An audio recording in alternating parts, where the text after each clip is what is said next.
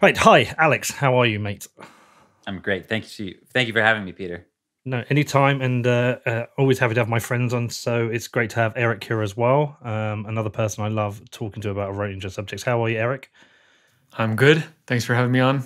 No worries. I think this might be a little bit similar to what we did with Dan Held recently, which I thought was that was quite a productive chat. I got a lot out of it anyway, and got a Yeah. lot of good feedback. And I think we split the crowd. You get half the people who think it's a good chat, and then 25% who think disagree with you, Erik. 25% of people disagreed with Dan, and a handful think I'm a moron. But it's good to get you two together because spoke very briefly about this to Alex in advance because I was tagged in a post and always happy to host my friends. And Alex, the one thing he said to me is there is a lot you guys agree on. So whilst we're bound to get into the world of tokens and other protocols, there is a lot you agree on as well. So I feel like that's a good starting point. I'm going to give the floor to Alex to kick off. And then I'm going to hand it over to you, Erik, if that's okay. But seeing as Alex dropped me a little text and said, listen, there's a lot me and Erik agree on, I think that's probably a good starting point. So floor to you, Alex. Yeah, and I don't want to make any assumptions, but I can only assume, based on what you've said over the years, Erik, that we agree that freedom is paramount, and that it is likely that we are going to slip into a future of centralized control as our societies become more electronic, and that things like central bank digital currencies represent a grave threat to individuals, and that Bitcoin represents hope in many ways to have money that's not controlled by governments or corporations, that's sovereign and that allows people to be their own bank and allows us to fight debasement of currency as well as confiscation and censorship. So I'm a pretty optimistic person, and I'm very excited about the Bitcoin revolution. And I would be a lot less optimistic about the future if Bitcoin hadn't been created. And I think that the fiat system, or as Alan Farrington calls it, the degenerate fiat system, has a lot of flaws that the average person doesn't maybe appreciate. And I've been digging into that with my own essays and research. But, the dollar system has led to a lot of, honestly, there's a lot of death and destruction involved with it. There's a lot of waste. And there's just this insane financialization that has happened to our world, which doesn't have to happen, I believe, in a society of sound money. So I think that's where I'll start. And I imagine Erik agrees with quite a bit of that. Yeah, I guess I would point to that poster on your wall, Separation of Money and State. That was the name of my blog from years ago. The entire reason that I'm into this stuff, the entire reason that I fell in love with Bitcoin is not to make like transactions more efficient. And I'm not an engineer, so I can't really appreciate the technology as much as some people do. I'm in this really for one reason, which is to separate money from state, and to do that without the permission of the state, to do that without the permission of voters, to simply build and build and build until the alternative is so good that the world ends up switching. So yeah, all that stuff that you said, that is inspirational to me. That's what I care about. And I'm glad that there are so many people, like you, that are fighting this fight alongside. So yeah, thank you for that introduction. And like everything after this, where we will disagree, at least we agree on that. And that's honestly that's the most important thing, I think, moving forward. Go ahead, Peter. Sorry to cut you off. Yeah, and you're two people I've learned a lot from, regularly being guests on my shows. I've hung out with both of you. I consider you both friends. Erik, I've learned a lot from you about libertarian ideas. We've made 3 or 4 podcasts where we've shared, you shared ideas with me. One thing you said that I've repeatedly used is this idea that you said, rather than getting rid of government, let's just make them smaller. Let's start with 1% or 5% because they never are. And I've often echoed that point and referred that back to you. And Alex, I've learned so much from you about the problem with authoritarian countries around the world. I've been to the Human Rights Foundation a few times with you. We've shared a number of ideas. So I've learned a lot from both of you.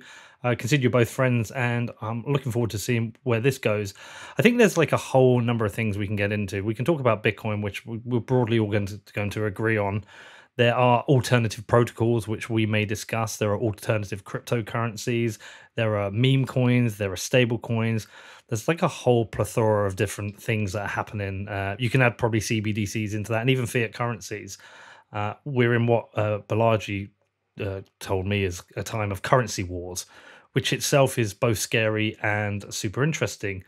So I just think of a starting point for this is that I'm going to go to you first, Erik. You started out as a prominent Bitcoiner. When I've been back to the old posts on the Bitcoin Talk forums, and you get back to things in 2010, 2011, I've seen you there in the conversations. It's really fascinating when you see Satoshi and yourself and Peter Todd and all these names, which I've got to know over the years, all there discussing Bitcoin in the early days. But it might be a good setup for you to talk about your kind of road into Bitcoin. What was your eureka moment in it, because you were there so early, and then you started Shapeshift, which was a product I used early on. I used to convert Bitcoin into EOS and this token into that token before I knew it was even you. You moved into a world where you supported multiple currencies, and you've continued to do that. And it's something you've even you've tried to edge me towards and trying to explain to me why you think there will be a world of more cryptocurrencies and why I should share. So do you want to set yourself up with that? Yeah.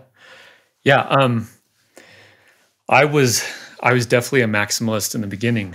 Like back in 2011, 2012, every other cryptocurrency was really like a clone of Bitcoin with a few variables tweaked. Litecoin being the obvious example. And Bitcoin was probably 95 or 99% of the market cap and the value and the transactions and everything. And I was annoyed with these altcoins that they existed. I found it obnoxious at best, and I thought a lot of them were, distracting from like the core project and what we should care about. The Austrian economics theorem that money coalesces into one predominant form, I think is valid. And back then I thought that was a very strong force. And so why are all these altcoins here? And certainly, plenty of them were just outright scams. But my opinion has changed. This is like one of the major things that I've changed my mind about since getting involved with Bitcoin back in 2011. And the reason it has changed is because I see that many of these different assets are not just clones of Bitcoin with some variables tweaked. It's not 2014 anymore, where like Litecoin is the predominant altcoin. These systems have gotten very advanced in different directions, and some of them are not trying to be currencies at all. What they all have in common is that they're trying to like decentralize control over value, finance, and governance. And I think this is a broad and important category. And I think that if you believe in decentralization, and if you believe in a world with fewer gatekeepers, and if you believe in truly separating money and state, then this entire, panoply of different assets building in different directions with different development teams and different trade-offs is a much more resilient, much more anti-fragile, and much more decentralized world. So this doesn't mean that I think every project is valuable. Like the majority of them are stupid. Many of them are outright scams, but a couple dozen are really, really valuable and really important. And so this is why I no longer consider myself a maximalist, and I think Bitcoin is stronger amidst similar technologies that are doing slightly different things. And I think what we could do is kind of work through some of the categories as well, because I think that'll be helpful for people to understand, and just for the context of why I'm doing this, because it is still a Bitcoin show. I'm still only a Bitcoin holder. I have no interest in other ones, but my show isn't just listened to by maxis. It's listened to by people who are interested in other cryptocurrencies. They email me all the time. They try and convince me as well. So I'm always happy to do this, because I think if they can learn something from it's great. I'm looking at the Shapeshift website, Erik. It says there's 750 cryptocurrencies supported across 11 blockchains. You just said then a couple of dozen of valuable ones. How does Shapeshift make a decision about which ones to accept? And would you even consider some of the ones they get on there? You would also consider them not really, that maybe shouldn't be. I mean, I've been a bit disappointed with the way, say, for example, Coinbase has selected their coins. Yeah, I've been a little disgusted with their promotion of Shiba Inu, as many as others have. Look, I think there's a large amount of coins which are outright scams, right? And I define that as people who have no sincere or genuine interest in building a decentralized platform of any kind. They're simply promoting something to make a bunch of money, and they plan and will disappear with it, and there's nothing there, right? It's all sizzle, no steak. And there are plenty of those. And then there's a lot of projects which are, genuine attempts, like people that believe in what they're doing, but they're just foolish, right? They're going to fail. They're misdesigned. They're not really providing any value to anyone. Maybe there's 20 of them and only one of them can do it. So that's a different category. Like, those are not scams, but they're not something that I would want to own because I think they'll fail. And then there are projects which are both genuine and have a decent chance of actually providing value to people. And then there are a couple projects which have, I would say, achieved, that have proven that they are here to stay and that have succeeded. I would put two coins in that category, Bitcoin and Ethereum. They have gone beyond an attempt at success, and they have both achieved massive success. So those four categories, I think, is how I would look at it. Okay, great. I think they're good categories to work with. Alex, I'm going to move over to you just before we get into some of maybe your criticisms or your critique of altcoins. Just as a setup, it's probably helpful for people to listening. I know a lot of people know you, but just as a reminder, like, why Bitcoin is so important to you, especially with your work, your kind of eureka moment with everything you do with the Human Rights Foundation. Mm-hmm. Yeah, well, I mean, originally I got into Bitcoin because I saw human rights activists using it. And I think I had a superficial understanding at first. I was like, oh, cool, you can do censorship resistant payments that are private. And that was my original kind of perspective. I was like, oh, that would be very helpful for all these people who live under authoritarian regimes. It took me a while, years, I think, of just discussing, reading, learning, being a student, to understand that those are kind of secondary, almost, features of Bitcoin. And that the most important part of Bitcoin is that it has a monetary policy that no one can control or modify.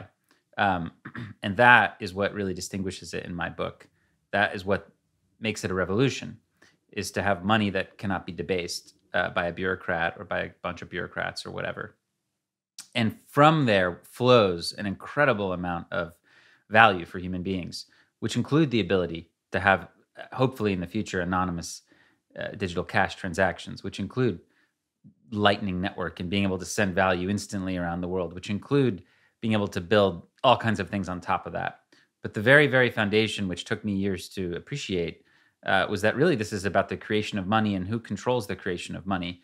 And then from there, I started learning about the history of money, and I started interviewing people in different countries about their money and their currency, and what happened in North Korea, and what happened in Eritrea, and what happened in Cuba. And you start seeing patterns around the world that aren't taught in economic textbooks. I mean, you don't learn really about the Cuban financial system in an economic textbook. You don't learn about these things, but you start realizing they're like just rug pulls. like at the end of the day, it's like hard money and there's soft money, and the governments have figured out ways to print the soft money for the people and take the hard money for themselves. That's like a very, very, overgeneralization of it, but across countless countries and decades and centuries, this is essentially what's been happening. And it happened in our country. The United States government demonetized gold, first domestically and then internationally, and it got rid of gold out of the monetary system, and it replaced it with our own debt. I mean, this is something I've been fascinated by more recently. Yeah, definitely the biggest drug pull ever. Yeah, and Nixon defaulted on 50 billion promises to pay dollars for gold, and all those countries were like, okay, I guess we have paper now, and that was the biggest rug pull ever, and everything's just sort of downstream from that. So my appreciation, without having any background in Austrian economics or any of that stuff, I came to it from a practical understanding, brick by brick, of just kind of interviewing and learning through my own networks and backgrounds in the human rights space based on authoritarian governments. But then I started to realize that it's one big network. It's one big exploitative system. And that's why I have questions and why I challenge some of these other crypto networks, because I see the same power dynamics start to emerge there too. And that's why I don't classify myself as a libertarian. I maybe more of a classic liberal, but I see corporations as maybe not just as bad. They don't have armies, so I won't get too carried away. But I think it's about sovereignty, not just being anti-state. I think that like corporations can end up controlling you too. In fact, in many countries, in many developing countries, foreign corporations have more power than local government, right? So I think it's about how do we build a future where we can protect ourselves from both corporations and governments. And for me, that's Bitcoin, because I like analyzing the governance models, and I like looking at these other crypto networks from a political science point of view. I think it's really illuminating. I mean, I'll give a comic example, and then of course, I mean, Ethereum is the big one where we'll have these nuanced debates. But like when EOS was like first launching, right? They basically had these like block producers, and they ended up seizing all of them under the control of like one party. And it reminded me of a coup d'etat in political science, right? So you start to see how in these different token networks, and you start to see how the sausage is made, and you look behind the scenes, and you start to look at things like pre-mines, and you start to look at things like proof of stake, and you start to see a lot of things that concern me. So that's kind of where I hope to explore that area here with Erik, in terms of, we'll call it the political science of blockchains.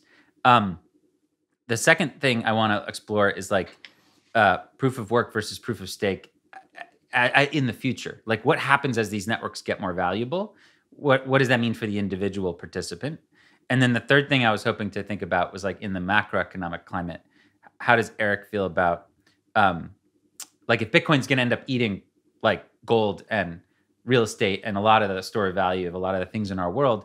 Why wouldn't it eat some of crypto too, right? So these are, a lot of people say, well, Bitcoin can't possibly grow as much as the other crypto.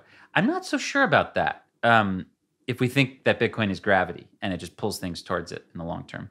So Peter, I hope that helps lay the groundwork for some things that I hope to dive into in any order, really. So I think a good starting point will be Ethereum, because different people argue different things, but in some measures, it is the second most credible cryptocurrency in that it survived 6 years. The argument that, you're going to be rug pulled next year and lose all your money, it doesn't seem to stand up. I'm not a huge fan of Ethereum, but one of the things I've tried to question myself with these things is what is it I'm against and what is it I want to happen? So I'm kind of okay with these things existing anymore, but my goal is normally just to try and advise people of what they are, what they mean, what they stand for, and what the risks are. But for you, Alex, if you think about Ethereum, and if it's something you're going to talk about and discuss with other people, what is it that's important to you with Ethereum that you want to communicate to people, and what is it you want to see happen? Well, I think, again, just building on what I said earlier, I'm interested in who controls it and who are the participants and stakeholders, because I view proof of work as this incredible innovation that helps us separate money from state. And I've been watching the Ethereum community try and move this project, which I would agree with Erik, clearly has succeeded on its own terms in terms of growth and spawning all kinds of projects. Moving to this new consensus mechanism is concerning to me in a lot of ways. And I like to think, and I'm fascinated to hear what Erik thinks about this, but clearly it's given rise to through the ability to create stable coins and the ability to leverage and the ability to financialize outside of the existing financial system, this massive DeFi ecosystem. And I'm trying to look at the DeFi ecosystem with something called the hierarchy of money, right? So we have in the hierarchy of money, we would normally have, like, at least, in the gold standard, you'd have gold at the top, and then you'd have currency, which would be like fiat currency, and then you'd have commercial bank deposits, and then you'd have credit, right? You'd have this hierarchy of money. So I'm trying to look at DeFi. I'm trying to look at it like, what is the hierarchy of money in DeFi, and how stable is that? Like, what happens if there's like a system shock? Where does the money go? Because usually the money goes up, right? It goes up the hierarchy when there's shocks, right? And I feel like over time, this system will have a major crash of some kind, and I feel like people are going to get hurt. And I know that that's speculative, of course, but it just seems to be baked into the way it's built, that it's just getting increasingly levered up. And that reminds me a lot of what scared me the most about the legacy financial system. So I would love to hear Erik talk about that. I mean, what are your thoughts around that? Well, there's a couple of main points there. Let's deal with proof of stake first, and I'd be really interested to hear your thoughts on proof of stake, Erik, and whether you have any concerns, because one of the primary arguments against proof of stake is that it is rebuilding the current legacy system where the rich get richer. And as Alex said, proof of work creates that unforgeable costliness. Is proof of stake something you support, or actually do you prefer Ethereum outside of that? Where do you stand on that? Good question. Okay. So back to fundamentals and first principles here. What I cared so much and care so much about with Bitcoin is that it is purely market-based. There is no coercion in it. And all the success and growth that it can achieve comes about without coercion. I do happily call myself a libertarian, and my primary moral principle is that things which are anything done between two consenting adults, which is mutual or voluntary, is okay. And that's how markets form. So when I hear things like allegations against some of these other crypto networks, things like how the rich get richer, or like how a certain proof of stake system is not as good as Bitcoin, and is just recreating the old system, that doesn't hold a lot of water with me, because the old system is based on coercion. There's nothing in Ethereum that is based on coercion, period. Right? It is a market-based technology. And you can say that it's inferior to Bitcoin in any number of ways, but it's not coercive. So I think both Ethereum and any other digital asset, to the degree it is a peaceful market-based activity, it is already an order of magnitude more legitimate than the traditional system. In terms of whether proof of stake is superior or not, I don't know. I think it is different. I think it is riskier. I don't want Bitcoin to move to a proof of stake system. I think Ethereum might destroy itself by moving to a proof of stake system, but I also think it might work. And then you're going to end up with these two blockchains that have different fundamental structures in how they achieve consensus. To me, that looks like decentralization. To me, that looks like anti-fragility. I would much rather there be two systems with fundamental different building blocks, because I feel like we need to have a little bit of humility over how this technology will work in the very, very long term. None of us really know. I think it is somewhat arrogant to assume that every rule or specification set by Satoshi in the beginning is the optimal way to do it. Maybe it is, but I want to have humility about that. And what I care about isn't that Bitcoin succeeds, or that Ethereum succeeds, or that any specific project succeed. What I care about is separating money from state, the entire financial system being built on market principles instead of coercion. And so I like the experimentation. I also think, like a lot of Bitcoiners understand Bitcoin from like an adversarial defensive posture, where they see threats everywhere, understandably so. And they want to think over the very long term, 100 years, will Bitcoin stand up to those threats? Super important thinking. I think there's a decent chance that when the environment becomes super adversarial with governments, one of Bitcoin's potential weaknesses is the physical footprint of mining farms. Right? I don't care about the ESG stuff. I don't care about the energy usage. I think it's a very valuable and important use of energy.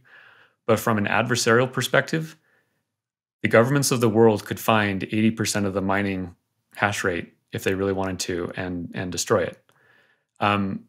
Doesn't mean they will, and it doesn't mean that Bitcoin couldn't route around that somehow, but it is a risk, right? And if the goal is truly replacing fiat and banks and governments with these decentralized systems and market-based money, I think you have to acknowledge that proof of work with physical mining is a risk. Proof of stake can move around the world much more easily. There's no physical footprint. And proof of stake has its own risks, right? I think it has risks in coalitions. It has risks in concentrations of power that proof of work doesn't have in the same way. So I'm not saying it's like a panacea, and I'm not saying it's better. I'm just saying it's different and it's worth the experimentation. I'm going to have a couple of questions before I pass over to Alex. In terms of how these systems, protocols work, how would you define a coercion within a protocol? Because we understand what government coercion is, but I did a long interview with Lane Rettig, who was part of the Ethereum Foundation, and there were things said on camera and things talked about afterwards, which certainly felt like there were arguments that you could make arguments that there's coercion within the Ethereum Foundation. Like, how would you define, what would you class as coercion here? Yeah, I mean, I have a pretty high standard of coercion. It's basically like physical violence or the threat of physical violence or theft or breach of contract. Like those categories of things I call coercive. What's not coercive is like if you're part of an open source software project and the majority in that project wants to do something and you don't, and so the project goes in a direction that you didn't want it to go in. That's not coercion. That's called market forces. So people I think often will ascribe the word coercion to just things that are inconvenient or unpleasant or that feel like they harm them or that lost them money. That's not coercion. I reserve that for more intense interventions. So perhaps some of the things I discussed with Lane are perhaps in the area of a little more uncomfortable. Alex, do you want to reply to that before we deal with the DeFi thing? Because they feel like big separate topics. Yeah. No, let me reply to the coercion and then the mining piece. I think are both important points.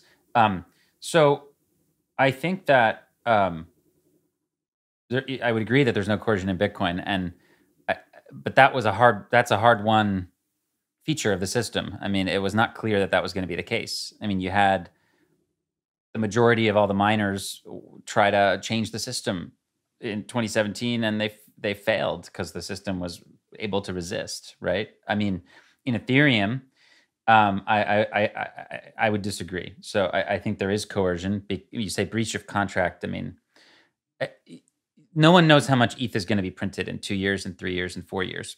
Nobody has any idea. You talk to the lead engineers, they're going to figure it out. Like they're basically going to do their best to figure it out. And that's going to result in, again, a handful of people making monetary policy decisions for everybody else. And I think that's going to result in absolutely coercion. I agree that like probably most people want to move to proof of stake within that community, so that obviously the miners don't. But there's certainly a minority that doesn't want to go.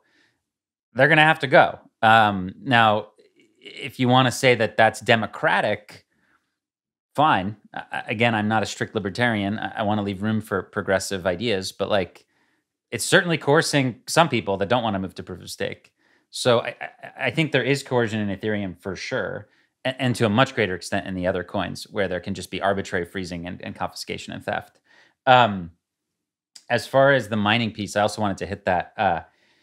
What you described literally just happened. Like the world's largest government literally just forcibly turned off. We could see this, more than half of all the mining equipment in the world in a matter of days. And we saw the Bitcoin hash rate just absolutely plummet about 55%. And Bitcoin was able to survive because we live in a geopolitically rivalrous world where not all governments are in agreement. Like if we had one world government, I agree completely, mining wouldn't work. I mean, it'd be too easy to shut everything down. But we don't live in that world. And we actually live in a world where other governments were like, or jurisdictions were like, hell yeah, you should come here. So let's say the US is the next one to crack down on mining. Iceland's going to benefit, or Norway's going to benefit, or I mean, I just, when you look at the political science dimension of this, I think that mining is extremely resilient, especially in a world where as Bitcoin rises in fiat value, costs to mine go down and more people can mine. I think it's entirely possible that within the decade, you will have people walking into Walmart and buying an ASIC type device and mining at home. And I think it's very possible that you'll have like, basically when you buy like a heating system for your home in the future, Bitcoin mining may actually be built into that. So I think that if anything, mining is going to make things more resilient, whereas proof of stake, as Ethereum increases in fiat value, especially as well, I mean, who knows? I mean, maybe Ethereum never moves to proof of stake. It's not clear.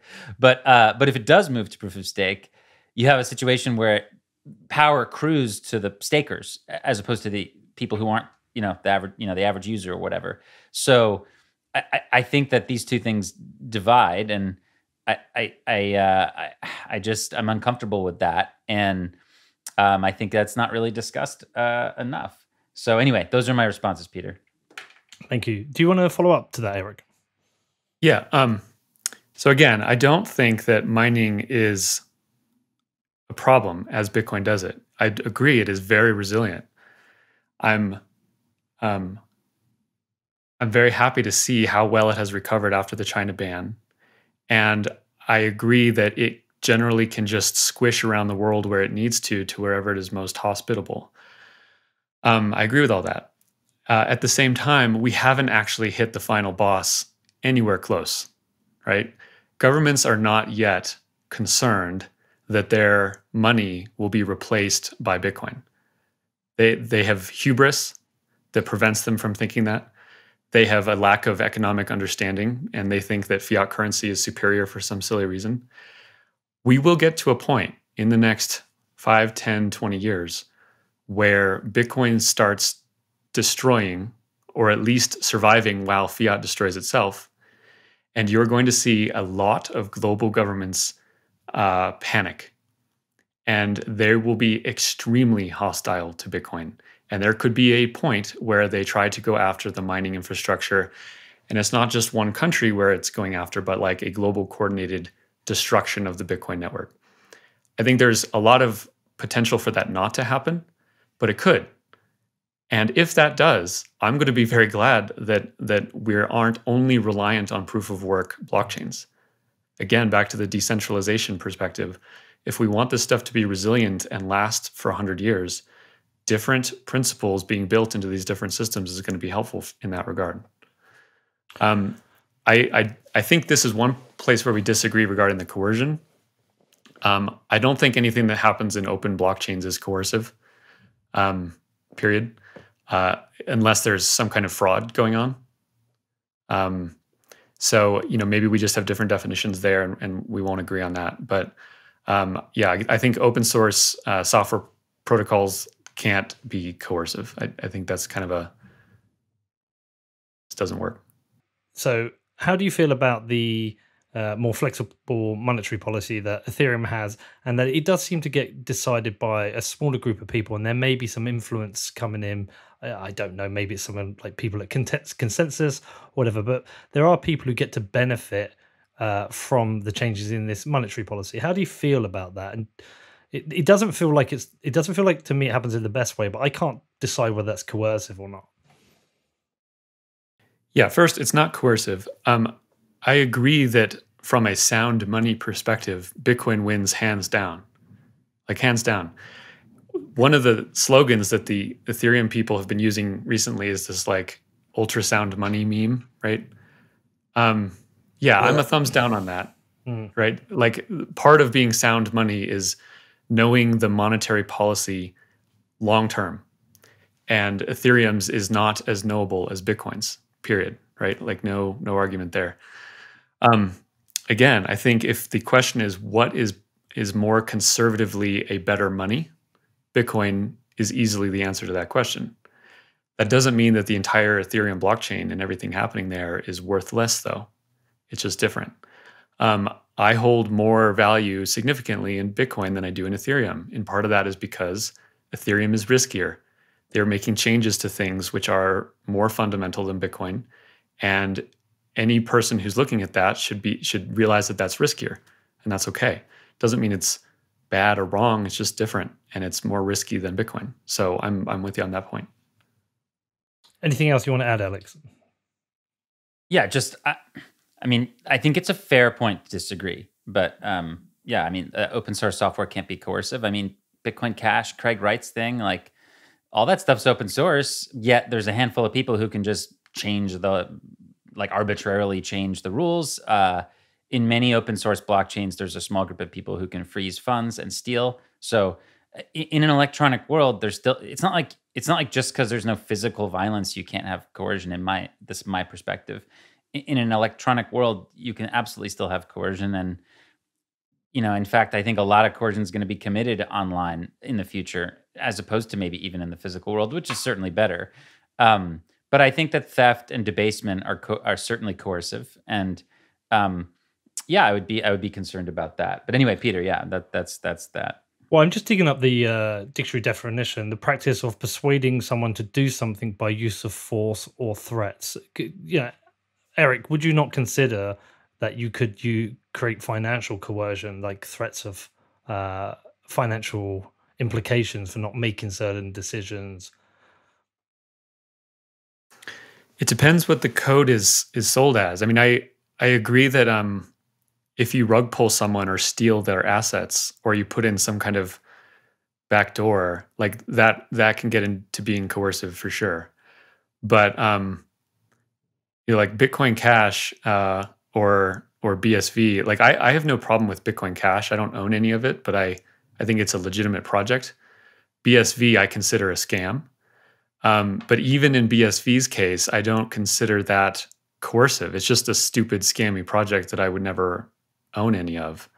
So I think we have, like these definitions are important and there's nuance to it. But there are certainly things that can be bad form or unethical that aren't quite coercive.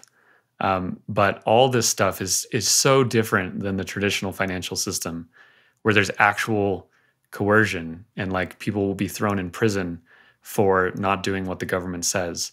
As much as I dislike Craig Wright, he's not he's not like the government, so I put these things in different categories. Well, in my world, he's worse than the government right now, but that's a different story.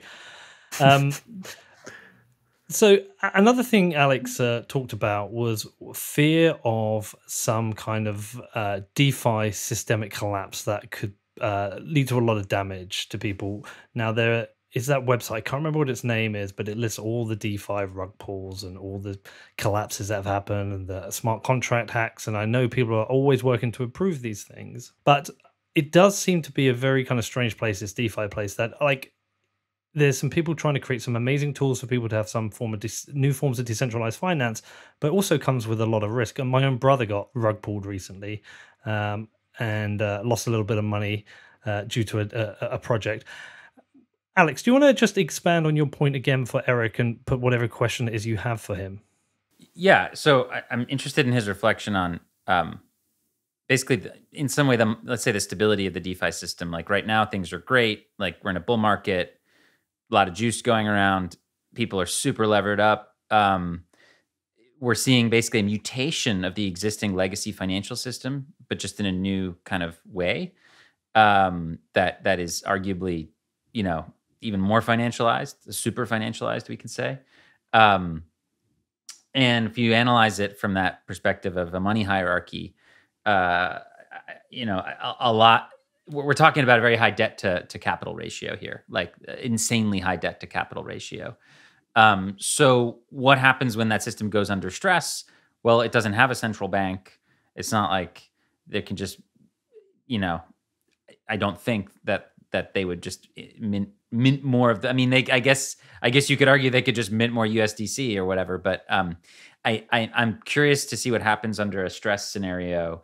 And that's where I think that the true nature of these systems will be exposed as basically, controlled by a handful of people and sort of like insiders games where the overwhelming value accrues to a handful at the expense of others, and that's hidden during a bull market. Like we can't see that right now. Like that's non-obvious at the moment. But we'll see. So anyway, your reflections on the money hierarchy in DeFi and what happens during potentially a future systemic shock. Yeah. Good question. So first of all this stuff is super risky, right? Everything in DeFi is super, super risky. It is not a mutual fund for your retirement. It's super risky financial technology. And if you are, aping into something and it destroys itself, a lot of the blame is on you because you're taking these risks, right? I'm not concerned with leverage. I'm not concerned with wealth discrepancies. I'm not concerned with whether VCs are getting more than they should.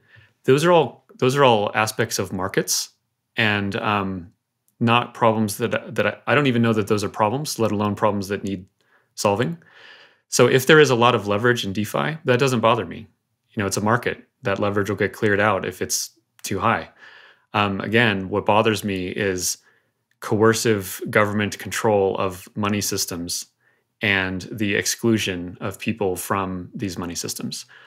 And what I see in DeFi is an extension of the beauty that I first saw in Bitcoin, which is this open, borderless money system that the entire world can use on an open protocol that anyone can look at, that everyone plays by the same rules, and that is available everywhere, and that no one can stop. That's what made me fall in love with Bitcoin. DeFi is that same thing. It's just doing it in more expressive ways. And just as there are lots of scams and dangerous pitfalls in DeFi today, there have been lots of scams and dangerous pitfalls in Bitcoin. And there are people back in the early days of Bitcoin that were just constantly pointing out all the risks. There are still people that do that in Bitcoin. And I think most Bitcoiners know that, that comes with the territory. This is frontier technology. Erik, can I just ask, is there a slight difference there in that the scams within DeFi can be coded into the protocols, whereas the scams within Bitcoin exist outside of the protocol? You can't really code scams into the Bitcoin protocol. That's fair. That is, again, why any crypto project is risky in somewhat proportion to how new it is, right? And how well it's been code reviewed by other people. Any new project in DeFi is, by definition, far more riskier than the base Ethereum chain, and that itself is riskier than Bitcoin, right? You're just going further out on the risk spectrum. So yeah, it's risky. That doesn't mean that it's wrong. And just as there were early Bitcoin exchanges that were scams, there are early DeFi projects which are scams.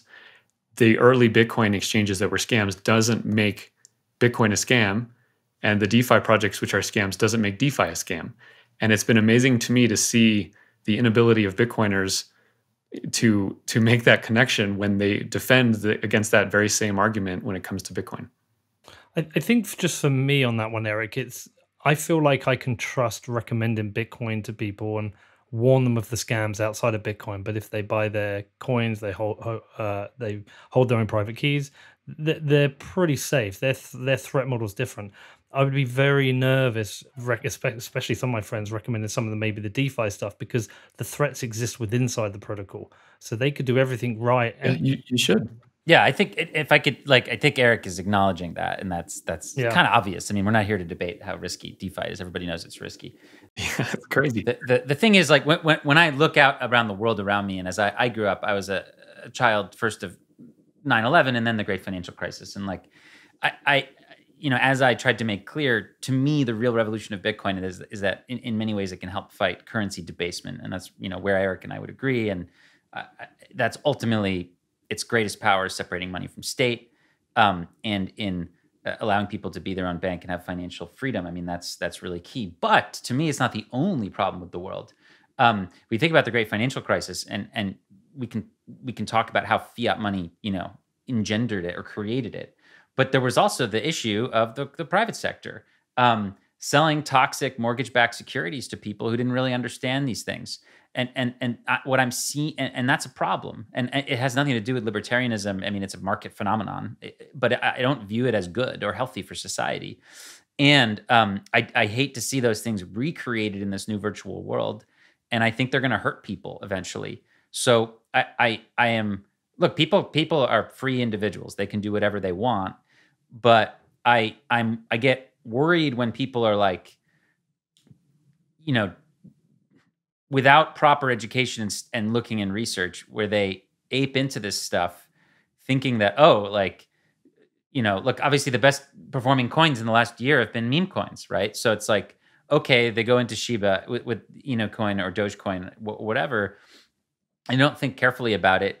I mean, look, they should have been stacking sats. In 10 years, like, aside from, in my opinion, aside from insiders who have inside deals, everybody would have been worth just stacking Bitcoin. And yet there's this like culture out there of people who are like, no, Bitcoin's like boomer coin. It's boring. It's not going to do anything. It's like a dumb rock. Like, you should totally get into all this other stuff.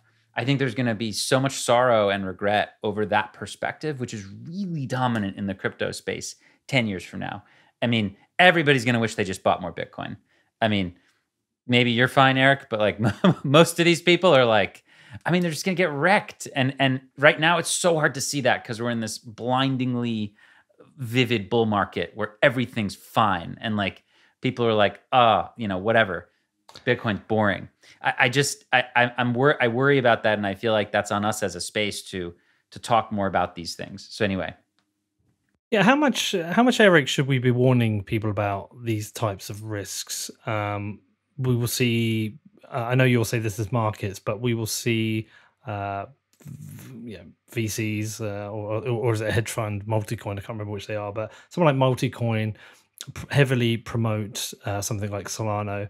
And I know, having spoken to somebody when I was at DAS in London this week, they were at the Solano event in Lisbon, said it was full of like 19-year-olds being pitched by VCs. And there seems to be this celebration that something like that protocol could flip Bitcoin. But I don't feel like there's two things I think problematic with that. One is that celebrating flipping Bitcoin, I think, is personally, I find it morally questionable, because Bitcoin is actually trying to do something that's like super important for humanity. Yeah. And the second thing I find even more concerning is that the unbelievable returns that some of these venture capital companies can make off these protocols by getting in very, very early. I'm sure I've seen something like Multicoin turns, the rumor is 20 million into a couple of billion. I'm not sure what it is, but something along those lines. They get to essentially a seed round and IPO at the same stage without even achieving product market fit. I find that problematic, but I'm sure you're going to say that's markets. I don't find that problematic unless they are being deceptive or lying. I think they have every right to make their bet on Solana and to talk about the virtues of Solana. Solana has gotten large. It has a lot of usage, and it might become a big thing. I don't own any Solana. I don't want to take that bet personally, but I don't think it's wrong for other people to disagree and have a different opinion. The people that are betting on the wrong things over the long term will lose. That's markets.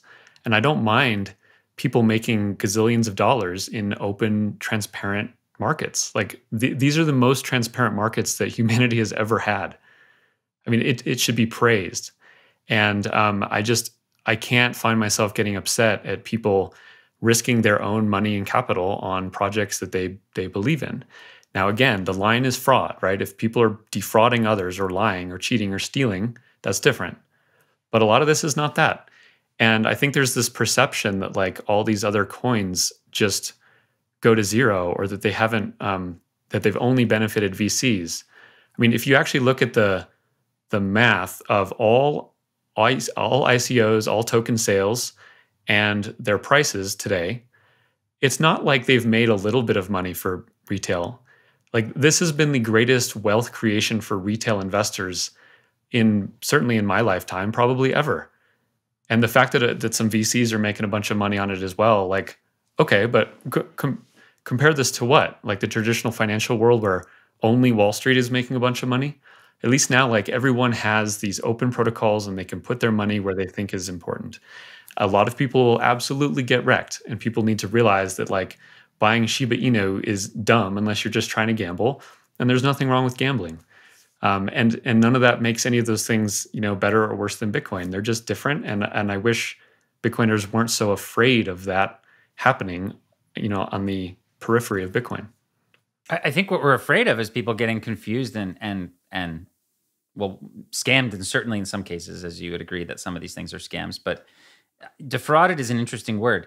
What irritates me is like these VCs who are pitching Web3 as if it's going to be this beautiful thing that's going to give freedom to everybody. No, like all these things that these VCs are pitching, they're going to control. They're going to have complete control on the back end of the whole system. And they're pitching it as if this is going to be some human revolution. Like, how do you feel about that? That doesn't upset you at all?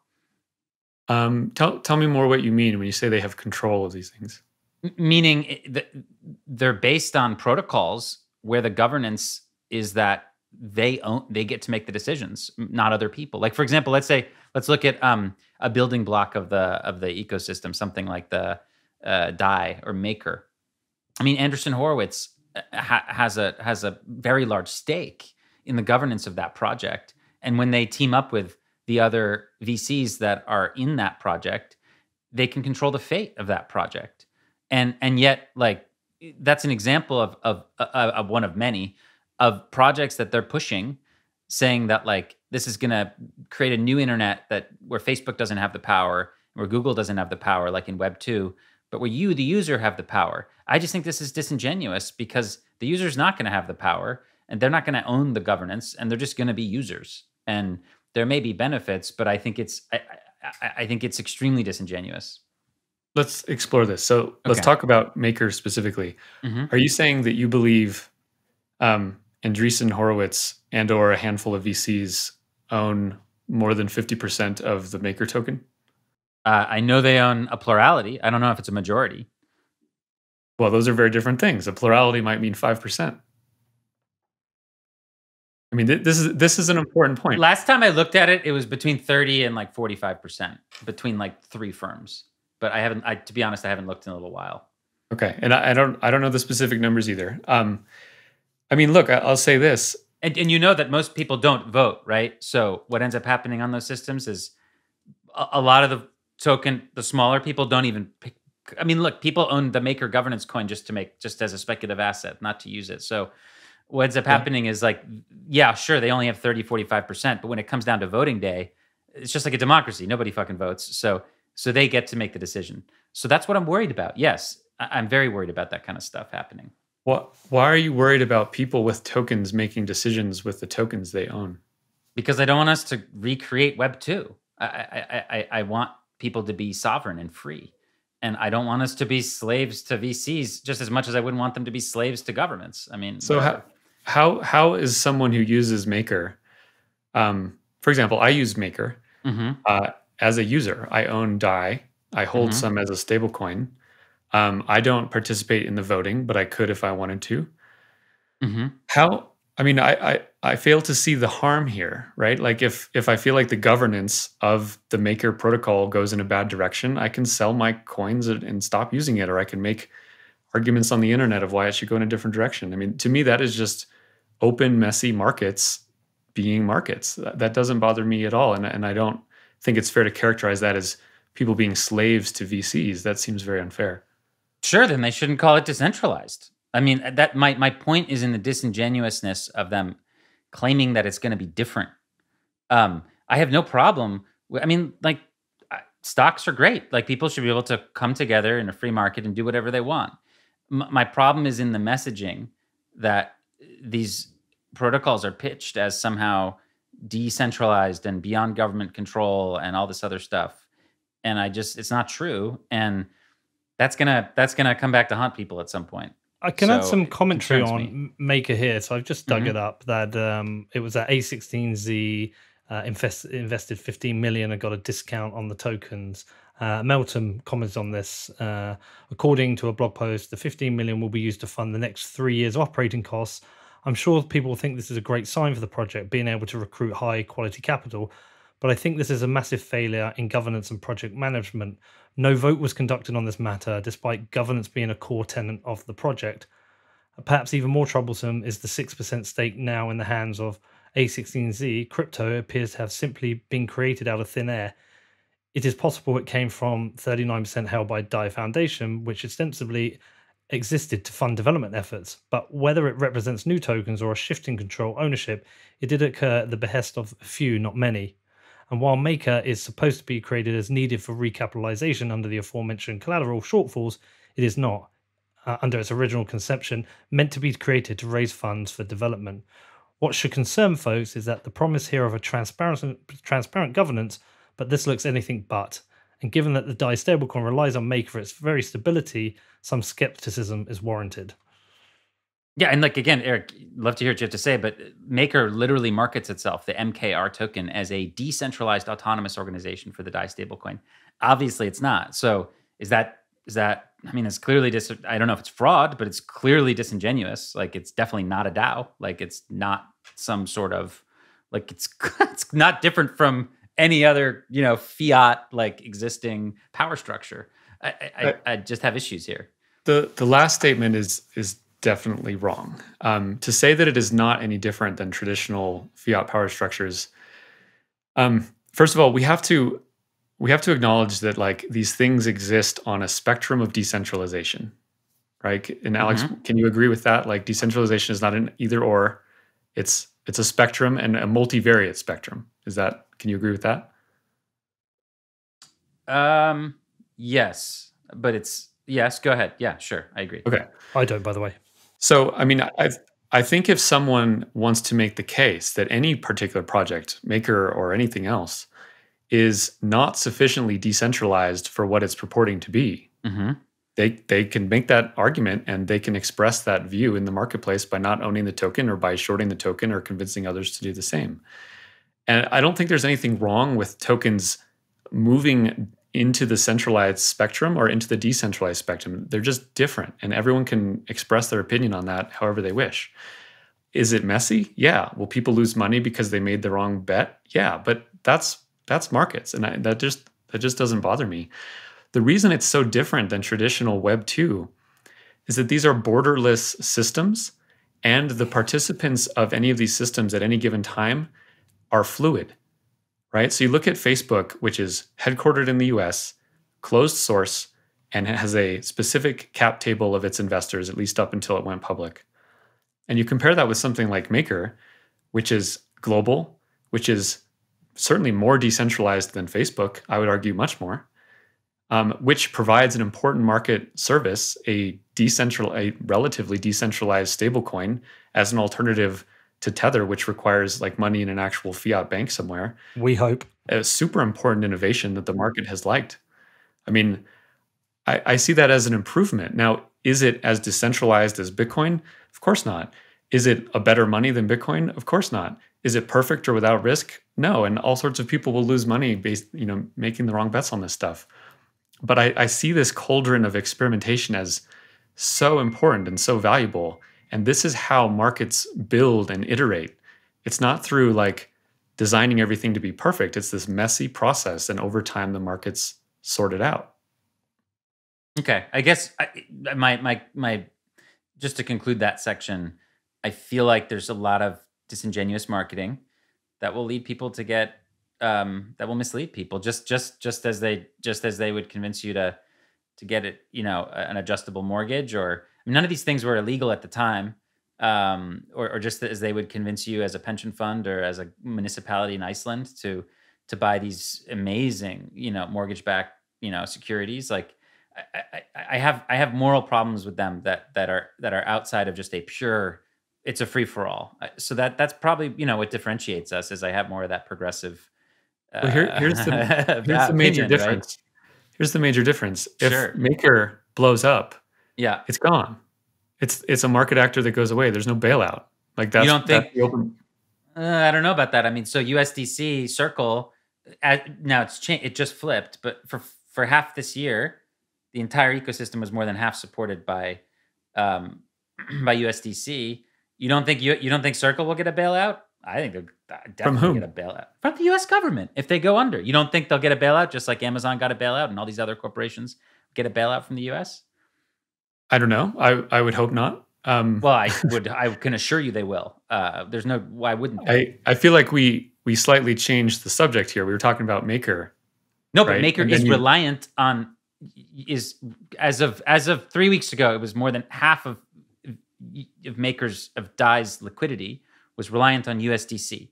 Sure. So let's say something happens, and like the company that mints USDC could go to the US government. It's what I'm trying to say is it's all part of the system still. We haven't left the system. It's just a mutation of the existing financial system. USDC has not left the system. Yeah. I mean, USDC Correct. is just fiat stablecoin backed by dollars and banks, right? It doesn't concern you that these decentralized systems rely on USDC as this liquidity. That's not a problem. This is where the nuance is important. These are not all the same systems. There are stable coins that are extremely centralized, like Tether or USDC. Sure. There are stable coins that are partly centralized, something like Maker. And then there's even more newer cutting edge stable coins, which are algorithmic, like the Terra stable coin or like the Haven private stable coin, right? So the nuance is important here. The specific attributes of a given project matter. And the market has to suss this stuff out, right? No one's claiming that USDC is some decentralized system. Erik, how you said earlier, and it was something I actually disagree with, this idea of decentralization being a spectrum. I've always felt that is a shield for things that aren't. Let's talk about it. Yeah, so I always want to think, is something meaningfully decentralized, and is it directionally becoming more decentralized or centralized? So I always felt like something I like about Bitcoin is that there is a constant conversation about the decentralization of Bitcoin, whether it's mining pools, developers. I mean, the idea that Brink was created by John Newbery is because so much of the development was in the US. It was like, okay, we can build a development base and resource here in the UK. And, the conversation about decentralization never leaves Bitcoin. And it feels like every aspect of Bitcoin, anyone who's involved is always thinking about ensuring it's as maximally decentralized.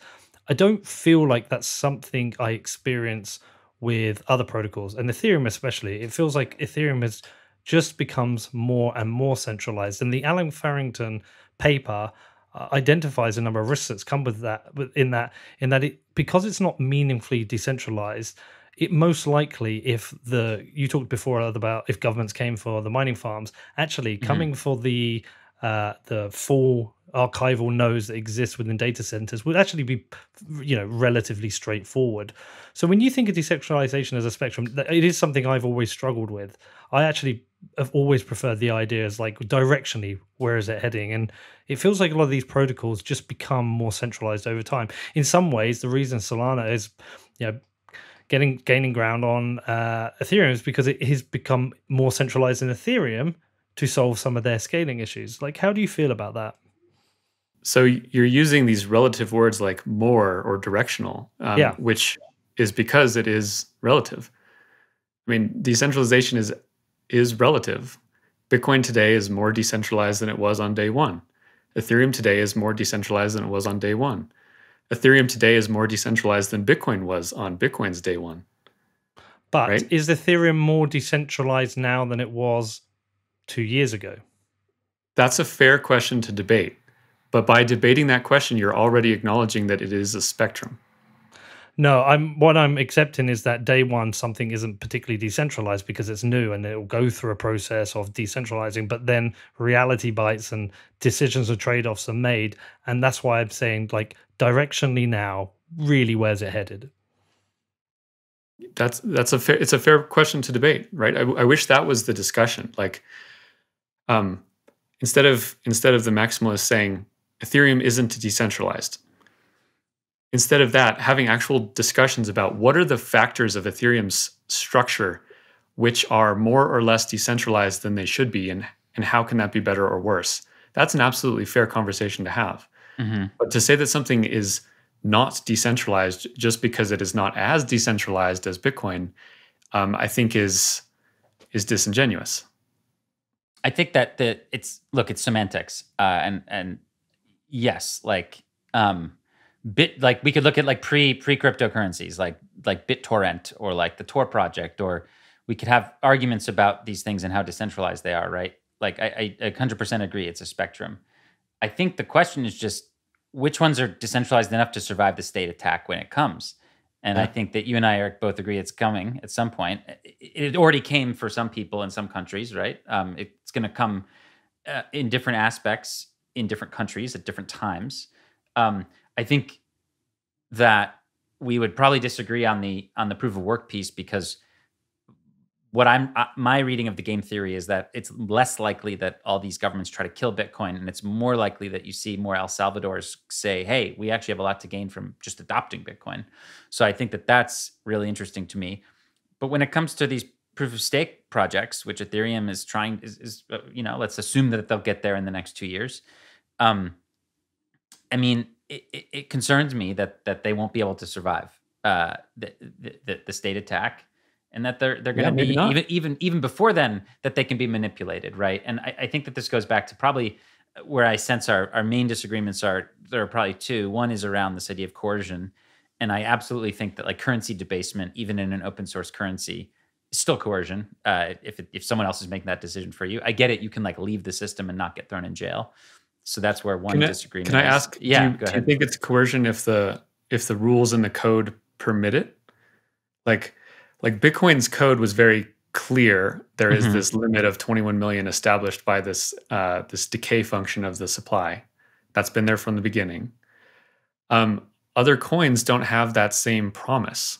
So if they change their money supply, is that still coercion? I mean, you can say it's less valuable as money, and I would agree, but would you call that coercion? I mean, if a small group of people are going to make a decision that a whole bunch of other people are going to have to live with that they don't like, yeah, I would say it's coercion. But that's not how it works in any blockchain. No group of people have to run any software that they don't want to run.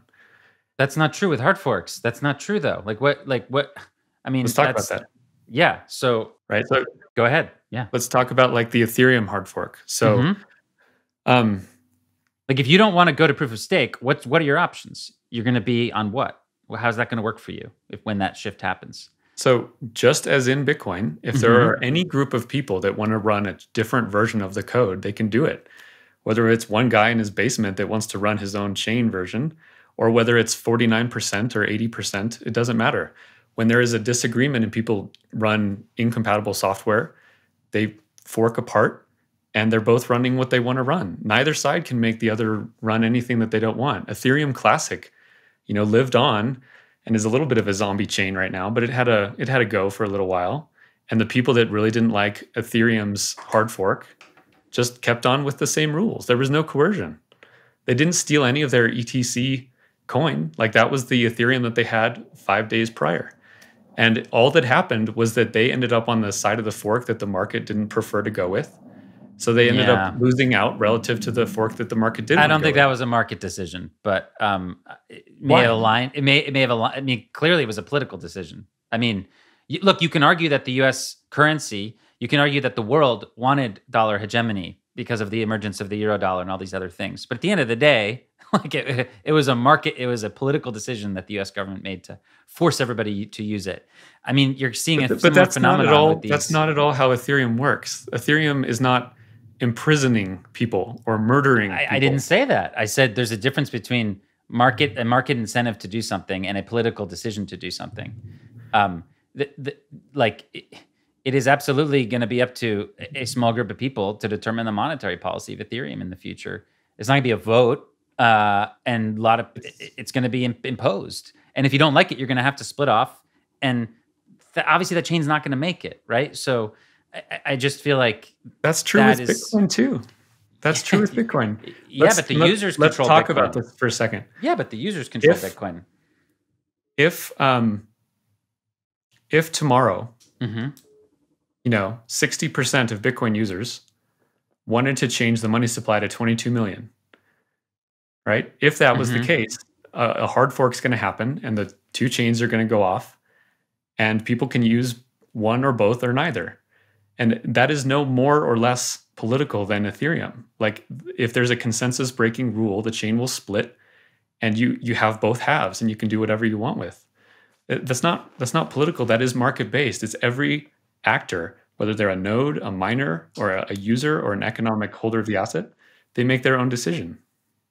I don't think I guess I would just disagree. Like in Bitcoin, it's not actually a vote. I describe it as democratic, but it's not really a vote. Like you run as an individual sovereign get to choose which software to run and which blocks to accept and things like that. Mm-hmm. That's not the case in Ethereum. Like Why? Why? Because well, in Bitcoin, the monetary policy is not something that like a small group of people can just change. And in Ethereum, it is. In fact, it will be. We don't know. We don't even know what it's going to be. I could change the code in my Bitcoin client, and I would fork off the network. Yeah, but no one's going to run it. No one's going to. No one else is going to run it. Correct, because everyone gets to make their own decision. Yeah. Okay. Well, I guess we just disagree on that one. But what do you disagree with? That fact is true in Bitcoin. I could change the number to 22 million in my own code tomorrow, and I'll fork off the network, and no one's going to use it because they're all not going to make that choice. And I could do the same thing with Ethereum. I mean, there are lots of differences between these two systems, but that is not one of them. Okay, so if the Ethereum Foundation and the people and the devs make a decision, and they move the project in a direction, and they impose a hard fork, I mean, anyone who tries to go against that is just gonna lose their money. I mean, the new Ethereum they create is gonna lose. There's no risk of that happening in Bitcoin. These are very, very different, and that should be very clear to the people listening. Like this. Why is there no risk of that in Bitcoin? Because that's the way Bitcoin operates. There is no small group of people who can make a decision on behalf of everybody else. We learned this through the whole SegWit 2x debacle. Like it's not just because you have a lot of power doesn't mean you can change the rules. Because you have a lot of power in Ethereum does mean you can change the rules. Okay, that's very, very important. Here's where we disagree. Okay. In both Bitcoin and Ethereum and any of these blockchains, everyone has autonomy and sovereignty over their own software. This is true universally, right?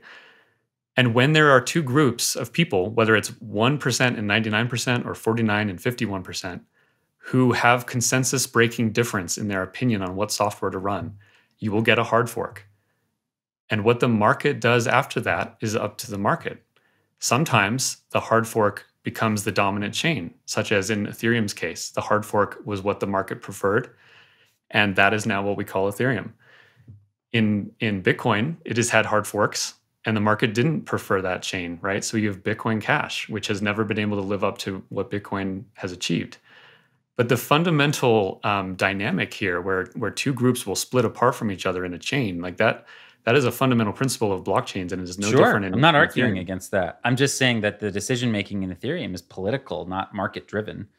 What does that mean? I want to understand what you mean. Political, meaning that a group of a body of people will make the decision for other people, and they'll be forced to comply, which is something I don't like that. Here's what would happen. Cool. In Ethereum, if the Ethereum Foundation wanted to change a rule, they can propose that out to the community, right? They can say, here's what we want to choose. Here's what we want to change. Here's why. All the miners will decide if they want to run that software or not. All the users will decide if they want to run that software or not. And all the holders of ETH will decide if they want to hold that version of the token or not. Same thing in Bitcoin, right? The Bitcoin core development team could propose a change, and they could say, here's what we want to do and here's why. And every node operator in Bitcoin, every holder of Bitcoins, and every miner can make their own decision on whether they run that software. Eric, the only reason you're calling it political on Ethereum's side is because you don't like the Ethereum folks. But in both cases, it's definitely not true. It's a why is that political? There's a scientific difference. The monetary policy does not change in Bitcoin, and it changes all the time in Ethereum. This is a history, that's a different reality. Well, hold on, but that's everything that matters is right there. Is the rules of the system. That's what matters. Alex, I think you're talking past each other in that I think Erik is talking correct technically in what happens. Your point is more about the flexible monetary policy and why that isn't a good thing. But it's not just the monetary policy, though. It's anything, any rule of the system. I don't disagree. But what I was going to put to Erik, I was going to put to you with this, is there here actually, whilst you're technically correct, is there a cultural difference here in that most Bitcoiners run Yes. a node. You run a node, Alex run a node. I've got 4 nodes here, 2 operational. And like, we really care about this. So when a decision is going to be made, we know it affects the node we run. Whereas I don't really know anyone who runs an Ethereum node. I'm sure there are the occasional person, but not there is. Yeah, of course you do, but you need to. You know, based on the business you have, you need to understand it. But I'm saying there isn't really a culture of running a node. Like, if I go and have a beer with Matt O'Dell, and if I wasn't running a node, he would lose his shit with me, and the community lost their shit with me because I didn't have a node for years. There's this thing. It's like, buy your Bitcoin, manage your private keys, run a node. That isn't a culture that really exists within Ethereum. So do you think, therefore, it maybe is a little easier for the Ethereum Foundation to get decisions through because of that? Yes. And I think all of that is fair. There's absolutely a cultural difference between the Ethereum world and the Bitcoin world. That's the difference. But that is the culture of those human communities. That is not a difference between how forks work or consensus rules work. And that's an important distinction. I guess, to be fair, I'll say that a lot of this is semantics, and maybe politics is the wrong word, but I'm trying to describe like what has happened and what I've observed and what may happen in the future. And the reality is that some 70% of the 67, more than 2/3 of the synced Ethereum nodes are hosted, on some cloud server. And as Peter's pointing out, there is a cultural difference, and that matters. Sure. I mean, just as much as the technical stuff. Sure. Yeah. There is also, Alex, a process difference I've noticed as well. With Bitcoin, someone wanted to increase it to 22 million coins. They would discuss it with people. They would submit a BIP. It would be discussed and probably rejected very early on. Whereas the Ethereum Foundation, as a group, tend to pitch ideas as a group of people in a closed room. They have their phone calls. I know this because I had the conversation with Lane Rettig. He was on the Ethereum Foundation, explained it to me. So it feels like there's a group of people who try and decide behind closed doors what the future direction of Ethereum is, and then puts it out to a community. Whereas Bitcoin, I think, is more individual. I'm not saying it's right or wrong, but that's what something a difference, I think. The whole closed door thing is funny when it comes to blockchains. Like, nothing is behind closed doors. When it actually comes to proposing things to communities, everything is open. And people use that phrase closed doors to vilify groups that try to talk before they present something. I don't think that's fair. And if you want to say that the culture of Ethereum is different, that the culture of Ethereum doesn't care as much about a hard money policy, you're absolutely right. Right. This is why Ethereum is more risky and is a worse form of, base money than Bitcoin. And I'll agree with that all day long. Mm-hmm. But what else is different culturally in Ethereum is this idea of like rapid innovation. And it is because of that we have some really amazing tools in the Ethereum community that don't exist in the Bitcoin world. This house that I'm in, I bought with a loan from DeFi. I didn't use a single bank. Bitcoin never provided me that ability. Right? I think that's important. I think it's amazing that DeFi has now enabled me to borrow money against a protocol that's open source without using a single bank. I think that's profound. And Bitcoin didn't deliver that to me. That doesn't mean Bitcoin's worse. It just means it's different. And what money did the person, so that you bought the house from somebody, they accepted what? No, what? so I put up ETH in Aave, which is a DeFi protocol. I borrowed USDC out of Aave. And then I used USDC to convert it into a bank and then bought the house. But the loan came against collateral without any banks involved, right? So I just pull out stablecoin against the asset ETH and bought the house. That's super cool. And how can anyone who is like pro decentralization and wants to actually see a financial system that is not operated by central banks and fiat, how can they look into that world of DeFi and think anything other than like, wow, this is really profound and amazing? I mean, because you just could have sold the ETH and bought the house and had a tax event.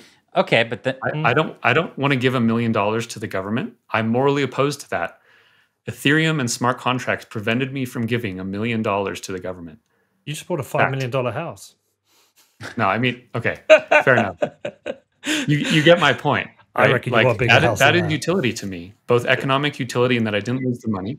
And I didn't mean to imply that there is no utility in the space. I never said that. And what I do believe is that activity you just described will be, I think what's underappreciated is how much that's going to, in my opinion, come into Bitcoin over the coming decade. I've got a question on that. Alex, just Yeah, go while you ahead. think about it. Yeah. So I agree that does sound kind of cool. I'm in the process of buying a house right now. I have some Bitcoin. To get the house I want, I probably need to sell a bit for, sadly, and I don't really want to, and I'm trying to avoid it. But if I could easily just borrow against that Bitcoin and buy the house, that would be amazing. But my question to you is the chain of companies or things involved in that process allowed you to do that. How many of those, if the SEC wanted to take out enforcement action against, could they? And the bigger question, therefore, as I'm asking, is there a risk that all this stuff ends up becoming regulated and they just become new types of companies, and therefore they aren't really decentralized? The Aave smart contract cannot be turned off. The Uniswap V2 smart contract cannot be turned off. So, good luck, SEC. I mean, they can't turn these off at all. And until they but they could cause trouble for the Aave team, and more importantly, like the USDC was essential for you to do this, and that's obviously but it doesn't need to be USDC. I just used that because that was most convenient at the time, right? Like let's say the SEC destroys USDC. What would I have done? I would have taken out a loan in a different stablecoin, in DAI or in UST or in Haven or something. I mean, this is the anti-fragility that I am talking about. And when it comes to like this DeFi stuff versus regulators, I'm going to be betting on DeFi the whole time, just as I've been betting on Bitcoin this whole time. So what's one of the more innovative, most decentralized stablecoins in your that you could have used instead of USDC, for example, in your mind? I think the most decentralized stablecoin with a significant market cap is the Terra USD stablecoin, and UST. And your bank would have given you dollars for that? No, what I would have done is pull out UST, and then I would have done an OTC trade with a number of OTC brokers I know to get dollars against it. Yeah, no, I got it. What Peter and I are getting at is there is a step there that requires a centralized, regulated thing for you to get the house. I hope we live to see the day. It's not perfect yet. No, it's right. No, but yeah, and look, it is a big scientific breeding ground. There's no question. And I hope to see a lot of that innovation come to Bitcoin. And in fact, I think we're going to get it. I think within 36 months, I'm going to be able to download a free and open source Bitcoin wallet and peg a non-custodial amount of value to the US dollar. And I think that's going to change a lot of things. And we're going to see a lot of the activity that has happened in the current DeFi space come into that. And I think I'm quite excited about that. Yeah, me too. And that is fine, but I think that the reason why we're having this conversation was a comment that I think you made on a thread that I was involved with Raul Paul, where we were talking about like returns basically for people. And I have the thread here. Yeah, and I think that would be interesting for us to sort of conclude with is that I think we clearly have. There's been debates in this conversation about control and coercion, and there's been debates about what's right and wrong, and where we want to see society in the future, and what we can just leave up to the market. And I think different listeners are going to have different lessons from that stuff. I think that's fine. But at the end of the day, like I think what brought us together was this idea of this debate over returns, right? And clearly in the current bull market, these altcoins have totally crushed Bitcoin and Ethereum. Meme coins, I think you're 750x up if you were in Shiba Inu a year ago. Yep. So, question is, what does that mean that these literal joke coins are the best performing asset of this space? And in a world where, in the future, people like me believe that Bitcoin will start to eat into things like gold and real estate and government debt. Like why wouldn't they also start to eat into these other cryptos? Or like how do you see that dynamic play out? I would be what I'd love to hear you talk about. Yeah, I think the shorter your time frame, the more noisy things are. Right. And so while Shiba Inu is like the best performing asset of the year, that doesn't mean much other than like that gamble has paid off, right? I'm not going to go bet on Shiba Inu over the next 20 years, but I'll bet on Bitcoin over the next 20 years. I'll bet on Ethereum over the next 20 years. So I think you have to be careful of like, just let the noise happen. That's not what matters. What matters is which assets will provide, strong returns over a very long time frame. And the vast majority of crypto assets won't. They'll fail because the vast majority of new projects fail. The vast majority of startups fail, and that's okay. That's called innovation and iteration. This idea that everything ends up on Bitcoin was one that I believed back in 2012 and 2013. And just empirically, I have acknowledged that doesn't seem to be happening. Now, will that trend change? Maybe. I'm open-minded. Again, I own more Bitcoin than any other asset by far. So if it all ends up back on Bitcoin, like, cool, my bags are higher. But empirically, that's not what's happening. And people should understand that these blockchains are like engineering machines. They make trade-offs. The trade-offs that Bitcoin has made make it not as great for smart contracts, but it makes it much better as base money.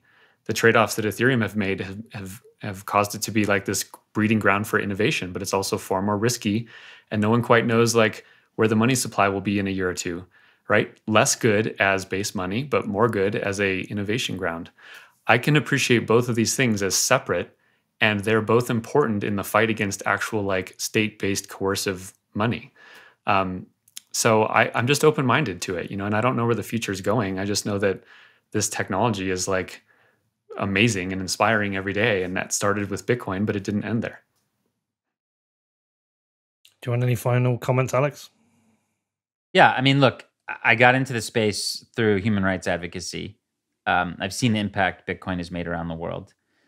I've seen the other asset, ironically, that has a meaningful impact that I've been charting or noticing is Tether, which is obviously very few people want to defend Tether. I will. Yeah, maybe you will. I have to, simply because I've seen lots of Lebanese and Palestinians rely on it because they can't get dollars any other way. That being said, I know Tether is a time bomb waiting. I know that it's lasted longer than everybody thought. I mean, I actually was 3 years ago with one of the creators of it, and they were like, it's not going to last more than a couple more years. So it even exceeded that person's expectations. So I think that we're in a transitionary phase where Tether, at least to me, has proven a humanitarian use case, but not a lot else. And I think that the number of people benefiting, and I know this doesn't matter to you. I mean, that's quite clear. It's like, and I don't want to say that, look, if someone does really well, that's fantastic. I think that's great. I think where maybe I differ is that I worry about the influence that can have on politics and on power.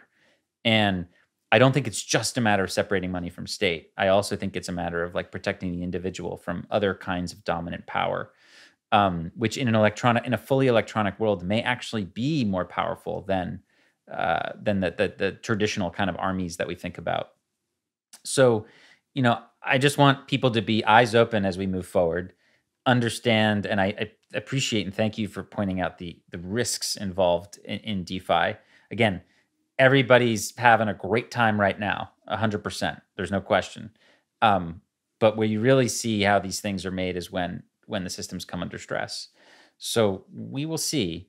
But I would just caution folks to just do their homework and be careful, and to not assume that the market conditions that exist now, that are honestly like irrationally exuberant market conditions, will proceed forever. I think that's unsustainable.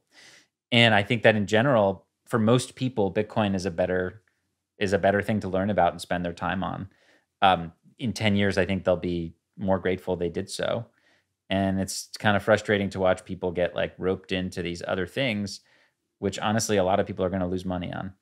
But hey, it's, everybody's personal responsibility. And I do appreciate that side of what you're saying, Erik.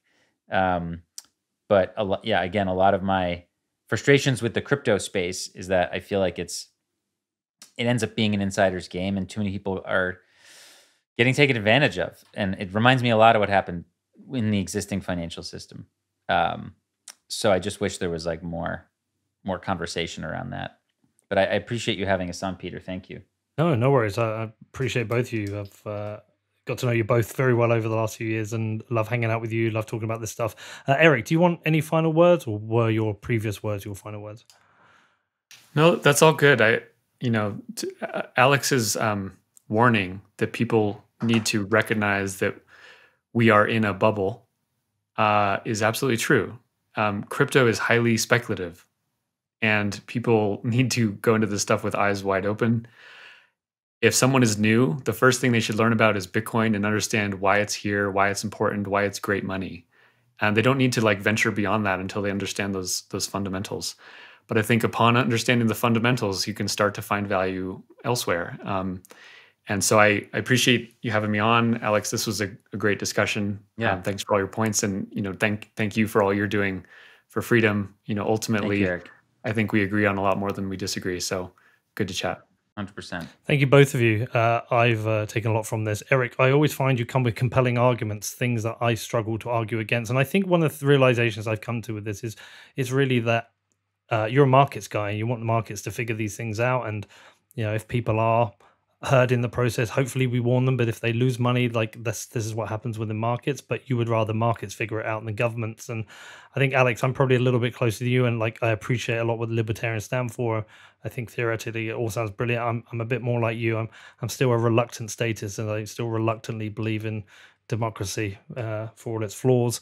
But I also don't like the nanny state telling us what we should put our money in and what we shouldn't, because that comes down to where we are in the UK, where it's very hard to buy even Bitcoin, let alone any other cryptocurrency. So it's a really tricky area. It's a good area to debate. I think you both came with good arguments. Love you both. Appreciate you both coming on. And I think people will get a lot from this. And I don't need to tell people where to find you, because I think everyone knows you too. So we won't worry about that. Hopefully I'll see you both in person soon. Alex, I've seen you recently. I'll see you again soon. I'm not sure when I'm going to see you next, Erik, but it's been a little bit too long. So Miami, maybe? Definitely Miami. Well, we'll see you then. All Awesome. right. Bye, guys. Thanks, Bye, everybody. guys.